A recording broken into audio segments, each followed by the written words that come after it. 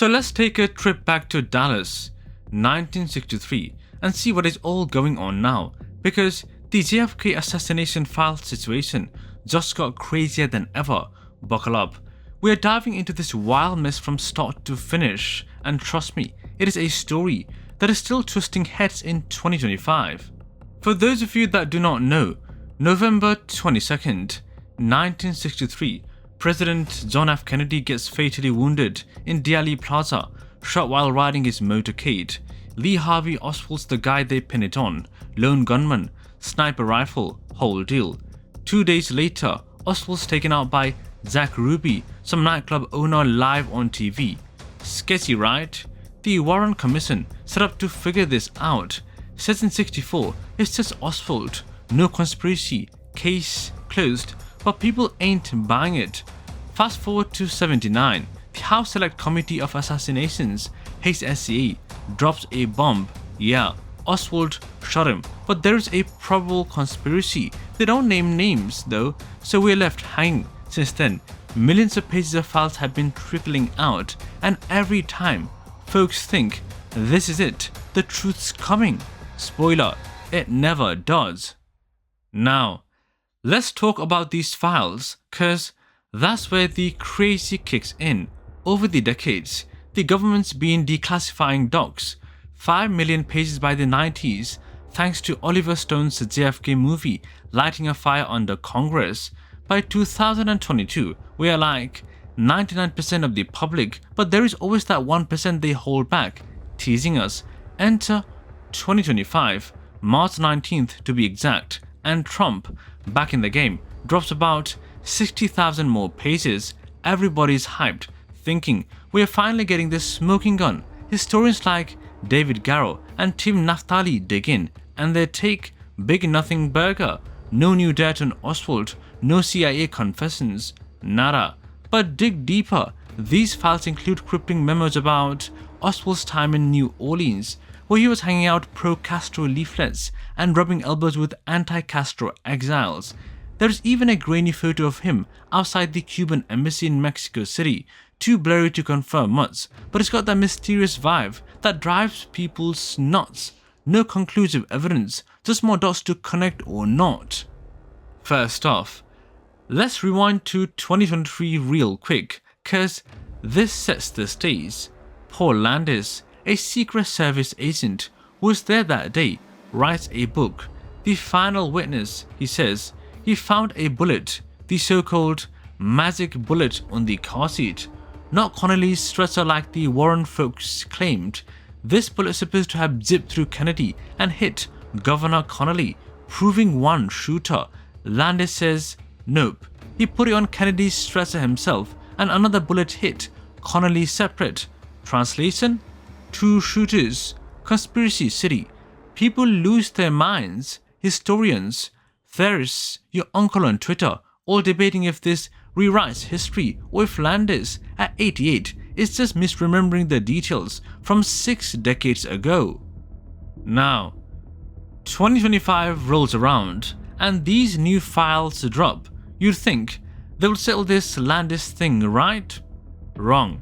There's docs on ballistics, medical reports, Oswald's weird calls to the Soviet embassy, 63,400 pages of crumbs, but it's all vague, redacted, open to interpretation. One page mentions a second bullet fragment found near the limo, another hints at a muffled shot on a dicta belt recording from a cop's mic. Experts split hard. Some say, see, Landis is legit, there is your second shooter.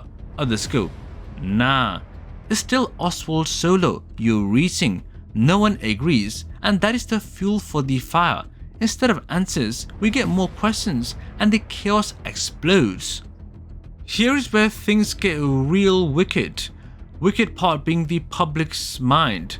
With 6 million pages out there now, you'd think we'd be closer to the truth. Nope. Social media's a circus. TikTok sleuths post 60-second proof videos. YouTube deep dives lean into dramatic reenactments. X threads go viral with takes like, this memo proves the CIA did it. Spoiler, it don't. One doc mentions Oswald meeting a KGB guy in Mexico City, and suddenly everybody's screaming Soviet plot, even though it is old news and inconclusive. Another page has a redacted name tied to Dallas operation, and folks swear it is a mafia hit.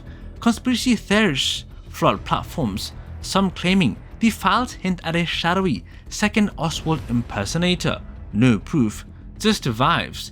The internet's a blender, chopping facts into conspiracy smoothies, and is spreading faster than a wildfire in a dry summer. Now, the media ain't helping. Headlines scream JFK Files confirms second shooter when the docs say no such thing. Clickbait's king. Articles twist Landis' story into Secret Service cover-up exposed, even though he's just one voice. Mainstream outlets run wild too. CNN's got a panel arguing over bullet trajectories. Fox says it is all a distraction from something way bigger. Meanwhile, Zach Scholarsberg, JFK's grandson, tweets these releases are just political theater, and people flip, saying he's in on it. One outlet digs up an old interview with Ruby's brother, who hinted Zach knew something big before killing Oswald. More speculation, zero substance. It is a circus, and the ringmaster's missing. Imagine, you are a researcher in 2025, sifting through this mess. You find a memo, some CIA dude saying national security still justifies holding back files. 62 years later? Come on. Then there is whispers of a deathbed confession, some ex-agent claiming we knew more than we said, but it's hearsay, no name, no dice. True or not, it is catnip for the theorists. And the Zapruder film? Folks are back at it, zooming in on frame 313 with AI tools, swearing they see a shadow on the grassy knoll or a puff of smoke. It is like chasing ghosts, but the hunch was driving the crazy. And the culture? Forget it. JFK the movie made us conspiracy nuts in 91. Now, every single Netflix doc, HBO special, and true crime podcast got a new angle. Some even speculate Oswald was a patsy for a military-industrial coup. The 2025 drops already sparking scripts. Bet you a year from now, there is a mini-series called The Second Bullet or Grassy Knoll Unraveled. The assassination seeped into books, songs, even video games over the decades, keeping it alive. Point is, this ain't just history, it is a living, breathing beast. Every file release is like tossing meat to the lions, and we're all eating it up. Let's not skip the Cold War backdrop. Kennedy's assassination hit when the US and Soviet Union were in a stare-down, nukes on the table. Oswald's defection to Russia in '59, his pro-Castro antics in New Orleans, it all fed into the paranoia. The 2025 files mention CIA plots to whack Castro, like Operation Mongoose, but no direct link to Dallas. Still, it is enough to keep the commies crowd buzzing, especially with docs hinting at Soviet surveillance of Oswald that mysteriously disappeared after '63. Context matters, and this was a world on edge. So, where's this leave us? The JFK assassination's been a wound that won't heal for 62 years. The 2025 files were supposed to stitch it up, but they ripped it to wider. Landis' bombshell, the cryptic docs, the online frenzy, it is a perfect storm of crazy. You and I, we live in a world where facts fight rumors, and the rumors are winning right now.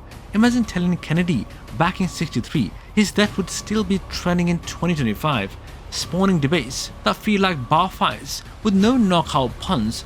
You laugh, then cry. The lack of closure, those last redacted pages, those unanswered what-ifs, keeps this tale burning bright, a mystery that refuses to die. Listen, I'm not saying there's a second shooter or the CIA's got blood on his hands. Evidence is thin there, but I'm saying the situation's absolute nuts. Why? Because after all this time, all these pages, we're still arguing. The truth's out there, maybe in that last 1%, maybe buried with Oswald in Rose Hill Cemetery, but the says, that is what keeps this wild ride going. fueling fascination and frustration in equal measure. Good luck sleeping tonight. Peace out.